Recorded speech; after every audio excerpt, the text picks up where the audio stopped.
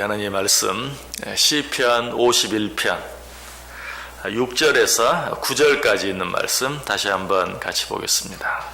시편 51편 6절에서 9절입니다. 우리 다 같이 한 목소리로 읽습니다. 보소서, 주께서는 중심이 진실함을 원하시오니 내게 지혜를 은밀히 가르치시리이다. 우술초로 나를 정결하게 하소서. 내가 정하리이다. 나의 죄를 씻어주소서. 내가 눈보다 희리이다. 내가 즐겁고 기쁜 소리를 들려주시사 주께서 꺾으신 뼈들도 즐거워하게 하소서. 주의 얼굴을 내 죄에서 돌이키시고 내 모든 죄악을 지워주소서. 아멘. 오늘 읽은 말씀 가운데 7절 말씀 보시면 다윗이 자신의 죄를 회개하면서 우술초로 나를 정결하게 하소서라고 기도하는 내용을 보게 됩니다. 우술초로 나를 정결하게 하소서. 7절 다시 읽어볼게요. 우술초로 나를 정결하게 하소서. 내가 정하리이다. 나의 죄를 씻어주소서. 내가 눈보다 더하리이다. 자, 왜 다윗이 지금 이렇게 기도하고 있는가? 왜 우술초로 나를 정결하게 해달라고 기도하고 있는가? 이런 기도의 근거는 출애굽기 12장에 나와요. 여러분 같이 성경을 한번 찾아보시기 바랍니다. 출애굽기 12장 21절에서 23절까지. 출애굽기 12장 21절에서 23절. 출애굽기 12장 21절에서 23절. 자, 우리 다 같이 한번 한 목소리로 읽어봅니다. 모세가 이스라엘 모든 장로를 불러서 그들에게 이르되 너희는 나가서 너희의 가족대로 어린 양을 택하여 유월절 양으로 잡고 우술초 묶음을 가져다가 그릇에 담은 피에 적셔서 그 피를 문 임방과 좌우 설주에 뿌리고 아침까지 한 사람도 자기 집 문 밖에 나가지 말라. 여호와께서 애굽 사람들에게 재앙을 내리려고 지나가실 때에 문 임방과 좌우 문설주에 피를 보시면 여호와께서 그 문을 넘으시고 멸하는 자에게 너희 집에 들어가서 너희를 치지 못하게 하실 것임이니라. 아멘. 자, 어떤 사건인지 이제 아시겠죠? 어떤 사건입니까? 우리가 너무나 잘 아는 사건이 이스라엘 백성들이 출애굽할 때 있었던 유월절 사건. 너희가 어린 양을 잡아서 그 피를 그릇에 담고 무엇으로? 우술초 묶음으로 그 피를 찍어 내 문 임방과 좌우 설주에 발라라.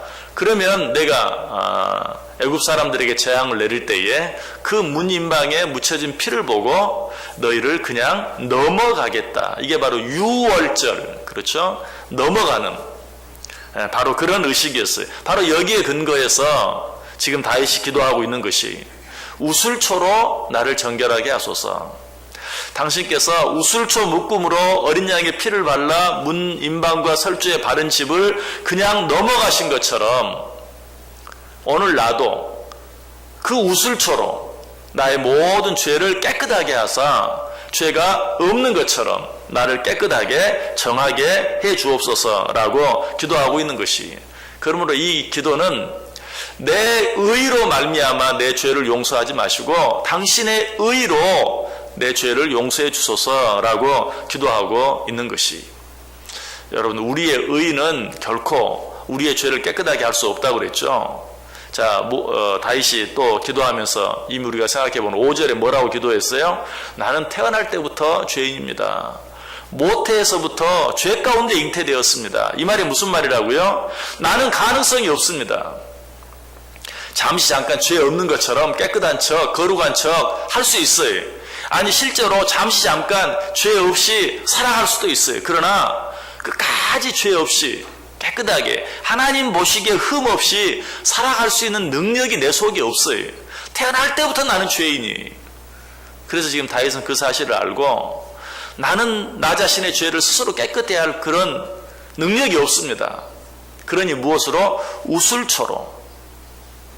우술초로 어린 양의 피를 찍어 바른 그 이스라엘 백성들의 집을 그냥 넘어가신 것처럼 우리를 넘어가 주옵소서. 자, 그렇다면 여기서 어린 양의 피, 또 우슬초로 뿌린 그 피는 뭘 말합니까? 더 말할 필요도 없이 우리 주 예수 그리스도의 십자가의 피를 말하죠. 성경은 이것을 분명히 이야기하고 있어요. 자, 성경 한 구절 더 봅니다. 히브리서 9장 19절에서 22절. 히브리서 9장 19절에서 22절. 히브리서 9장 19절에서 22절. 역시 우리 다 같이 한 목소리로 읽습니다. 모세가 율법대로 모든 계명을 온 백성에게 말한 후에 송아지와 염소의 피 및 물과 붉은 양털과 우슬초를 취하여 그 두루마리와 온 백성에게 뿌리며 이르되 이는 하나님이 너희에게 명하신 언약의 피라 하고 또한 이와 같이 피를 장막과 섬기는 일에 쓰는 모든 그릇에 뿌렸느니라. 율법을 따라 거의 모든 물건이 피로써 정결하게 되나니 피 흘림이 없은즉 사함이 없느니라. 아멘. 자, 여기 보면 20절에 말하죠. 이르되 이는 하나님이 너희에게 명하신 언약의 피라. 어떻게 하면서 우슬초로 짐승의 피를 뿌리면서 뭐라고 말해요? 이는 하나님이 너희에게 명하신 언약의 피. 무슨 말이죠? 예수 그리스도께서 우리를 위해 십자가상에서 흘려주신 바로 그 피를 상징하는 것이다 라고 이야기하고 있어요. 그렇다면 다윗이 지금 우슬초로 나를 정결하게 하소서라는 기도를 오늘 우리들이 드리는 기도로 바꾼다면 무슨 말이에요? 예수 그리스도의 십자가의 피로 나를 깨끗하게 해 주소서. 우슬초로 나를 정결하게 하소서. 예수 그리스도의 십자가의 피로 나를 정결하게 해주소서라는 기도예요. 예수 그리스도께서 십자가에 흘리신 그 피의 은혜, 그 피의 공로가 아니면 결코 우리의 죄를 깨끗하게 할 수 없어요. 하나님을 믿지 않는 자들, 예수 그리스도를 믿지 않는 자들이 예수 그리스도를 그들의 구주로 믿는데 가장 큰 걸림돌이 있다면 바로 이것이 예수 그리스도께서 2000년 전에 십자가상에서 흘려주신 그 피와 내가 무슨 관계가 있는가? 왜 그 피를 믿어야 한다고 말하는가? 왜 그 피로만 우리의 죄가 용서함 받을 수 있다고 말하는가? 아무리 생각해도 인간의 머리로, 인간의 지혜로는 이해할 수가 없는 것이, 이것이 믿지 않는 자가 믿음을 갖는 데 있어서 가장 큰 걸림돌이 돼요. 그래서 고린도전서 1장 23절 이하에 보면 사도 바울이 그렇게 말하죠. 우리는 십자가에 못 박힌 그리스도를 전하니 유대인에게는 거리끼는 것이요 이방인들에게는 미련한 것이로되 오직 부르심을 받은 자들에게는 유대인이나 헬라인이나 그리스도는 하나님의 능력이요 하나님의 지혜니라. 하나님의 어리석음이 사람보다 지혜롭고 하나님의 약하심이 사람보다 강하니라. 여러분, 우리의 깨끗한 행위로 우리가 구원받을 수 없다. 오직 예수 그리스도의 피로 말미암아서만 우리가 구원받을 수 있다. 우리가 아무리 노력해도 우리 스스로 우리의 죄를 용서받을 수 없다. 오직 예수 그리스도의 십자가의 은혜로만 우리의 죄를 용서받을 수 있다. 우리도 어때요? 이 사실이 인간의 지혜로는 이해할 수가 없어요. 그러나 이때 우리가 꼭 기억해야 될 것이 있어요. 우리 인간의 가장 지혜로운 것보다 하나님의 어리석음이 더 지혜롭다. 우리 인간의 가장 강함보다 하나님의 약함이 더 강하다. 우리는 이 사실을 믿고 오직 무엇으로? 예수 그리스도의 십자가의 피로 나아갈 수 있어야 돼요. 자, 이 사실을 가장 잘 보여주는, 오직 예수 그리스도의 피로만 우리가 의로움을 받을 수 있고 죄사함 받을 수 있다는 이 사실을 가장 잘 보여주는 사건이 있다면 어떤 사건입니까? 창세기 4장에 나오는 가인과 아벨의 사건이. 하나님 앞에 제사를 드렸어요. 가인은 무엇으로? 곡식으로 제사를 드렸어요. 아벨은 무엇으로? 어린 양의 피로 제사를 드렸어요. 자, 누구의 제사를 받으셨습니까? 아벨의 제사를 받으셨어요.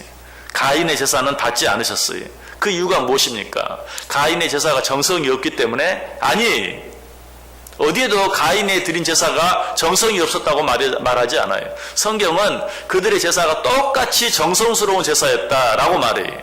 어디서 그렇게 말합니까? 가인은 농사 짓는 사람이었으므로 곡식으로 제사를 드리고 아벨은 양을 치는 목자였으므로 양으로 제사를 드렸다. 이게 뭘 말해요? 둘 다 똑같이 자기가 할 수 있는 최선으로 하나님께 제사를 드렸다. 그런데 왜 가인의 제사는 받지 않고 아벨의 제사만 받았는가? 거기에는 오직 한 가지 이유만 있어요. 가인의 제사는 피 흘림이 없는 제사였고 아벨의 제사는 피 흘림이 있는 제사였기 때문에. 어떤 사람은 이 이야기를 하면 그렇게 말해요. 아니, 피 흘림이 있는 제사를 드려야 하나님이 받으신다는 사실을 가인, 아벨 때까지만 해도 몰랐지 않습니까? 그렇죠? 가인과 아벨은 누가 낳았죠? 아담과 하와가 낳았어요. 그리고 그 창세기 4장에 이 가인과 아벨의 사건이 나오는데 그 이전에 피에 대한 가르침이 전혀 없어요. 그래서 어떻게 그것을 알았겠습니까? 몰라서 그런 것인데 가인의 제사는 받지 않고 아벨의 제사는 받은 건 너무 심하지 않습니까? 아니죠. 하나님께서는 이미 누구에게? 가인과 아벨의 아버지 아담과 하와에게 피 흘림이 있는 제사에 대해서 가르쳐 주었어요. 언제 가르쳐 줬습니까? 그들이 선악과를 따먹고 범죄하여 부끄러워 숨었을 때 하나님이 아브라함을 부르죠. 아담과 하와를 부르죠. 어디 있느냐? 우리가 범죄하여 부끄러워 숨었나이다 라고 이야기하죠. 그때 하나님께서 어떻게 해줍니까? 가죽옷을 지어 입혀주시죠. 그때 비로소 그들은 가죽옷을 지어 입고 부끄러움을 가리고 하나님 앞에 나올 수 있었던 것이. 가죽옷을 지어 입히려면 어떻게 해야 돼요? 짐승을 잡아야죠. 짐승을 잡으면 어때요? 거기에서 피가 있는 것이. 피 흘림이 있는, 피 흘림으로 말미암아서만 만들 수 있는 그 가죽옷, 이것을 통해서 너희들의 죄를 가리기 위해서는 짐승의 피가 필요한 것을 이미 아담과 하와에게 말씀해 주신 것이. 그래서 성경은 말해 아담과 하와가 가인과 아벨을 낳았는데 가인과 아벨을 낳은 후 오랜 세월이 지난 후에 가인과 아벨이 하나님께 제사를 드렸다. 가인은 곡식으로 아벨은 양으로. 그런데 가인의 제사는 받지 아니하고 아벨의 제사를 받았다. 거기에 오랜 세월이 지난 후에, 세월이 지난 후 무슨 말입니까? 아담과 하와가 하나님께서 자기들에게 가죽옷을 입혀주신 그것을 가인과 아벨에게 가르쳐주고 가인과 아벨이 그 사실을 충분히 알았을 때에 가인과 아벨이 성장하여 아버지 아담과 하와로부터 받아들인 그러한 가르침을 충분히 깨달았을 때에, 알만할 때에 그들이 제사를 드렸다라고 이야기하고 있어요. 그러나 가인은 어때요? 단순히 자기의 정성으로만. 여러분, 우리가 하나님 앞에 예배를 드릴 때 우리의 정성으로만 드리는 것이 아니에요. 아무리 우리의 정성을 다해도 우리의 정성은 너무나 부족한 것이. 다시 기억하세요. 우리의 가장 지혜로운 것보다 하나님의 어리석음이 더 지혜롭고 우리의 가장 강한 것보다 하나님의 약함이 더 강하다. 무슨 말이에요? 우리의 가장 정성스러운 그것보다도 무엇이? 예수 그리스도의 피가 훨씬 더 가치가 있는 것이. 그러므로 우리는 정성으로만 하나님께 나가면 안 돼. 무엇을 가지고? 예수 그리스도의 피를 가지고 하나님 앞에 나가야 돼. 히브리서 9장 18절에 말합니다. 이러므로 첫 언약도 피 없이 세운 것이 아니니. 언약에는 두 가지가 있어요. 옛 언약과 새 언약. 또 다른 말로 하면 본문 히브리서에서 말하는 것처럼 첫 언약과 새 언약. 첫 언약은 어떤 언약입니까?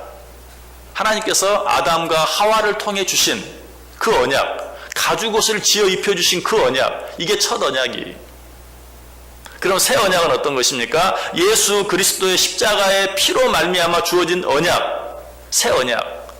그러니까 이 말은 결국 첫 언약도 피 없이 세운 것이 아니다라는 말은 구약 시대에도 피 흘림으로 말미암아서만 죄사함 받을 수 있고 피 흘림으로 말미암아서만 구원받을 수 있다는 그 언약을 분명히 주었다라는 그런 말이에요.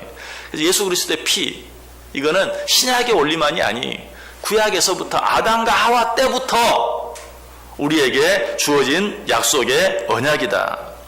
그러므로 피 없이는 아무도 하나님 앞에 나아갈 수 없고 피 없이는 아무도 죄 용서함 받을 수 없고 피 없이는 아무도 구원받을 수 없다라고 우리에게 말씀해 주고 있어요. 여러분, 오늘 하루 어떻게 살기를 원하십니까? 내 노력으로만 살려고 하지 마세요. 내 정성으로만 살려고 하지 마세요. 그것으로 나를 깨끗하게 할 수가 없어요.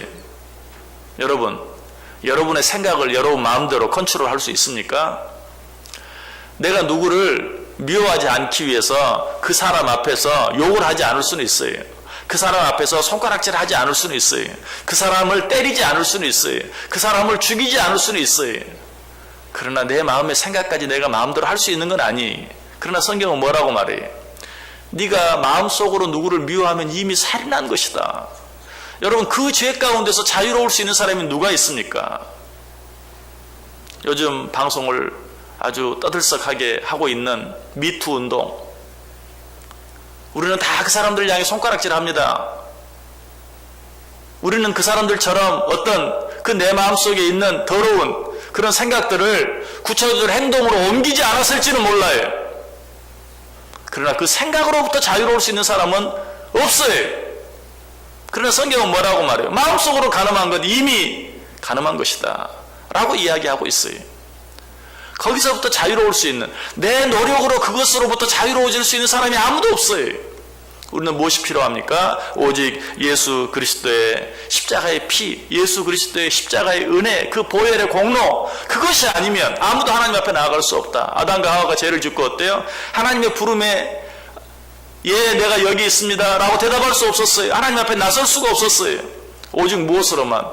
피 흘림을 통해서 만들어진 가죽옷을 입고서야 비로소 하나님 앞에 나아갈 수 있었어요. 여러분, 이것을 아는 것, 이것을 믿는 것이 믿음입니다. 다윗은 이 사실을 알았어요.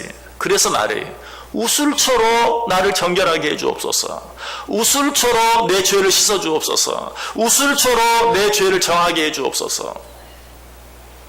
여러분, 이것이 믿음이, 정성을 다하는 것, 여러분, 이것이 믿음이 아니에요. 이 믿음을 가진 자들은 물론 정성을 다하게 되어 있어요.